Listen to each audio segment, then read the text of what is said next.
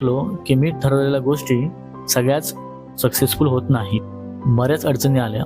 म्हणजे घरी पोचलो, गाडीचं काम निघालं, मित्राची गाडी आणली, तिचंही काम निघालं, तीही चालू होत नव्हती. असं बरंच काही.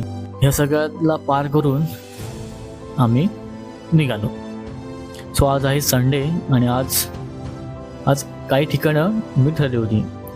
त्यापैकी असं की पहिलं दूधपापेश्वर, मग नाटेश्वर, तिकडून मग आडिवरी महाकाली मंदिर, मग सनसेट पॉईंट एन्जॉय करायला कशी बीचला. पण त्याआधी 2 दिवस मम्मीशी बोलताना मम्मी म्हणाली, बबड्या महाराजांकडे जाऊन ये. गाडी घेतलीस, घर बांधलंस, पण तिकडे जाऊन नाही आलायस. जाऊन ये, पाया पडून ये. आणि मी म्हणालो नाही जमणार की, लांब आहे आणि हा फक्त प्लॅन 2 दिवसाचा आहे, तर वेळ नाही मिळणार, नेक्स्ट टाइम बघू. पण म्हणतात ना, देवाने एकदा बोलवलं की तुमचं त्यापुढे काहीच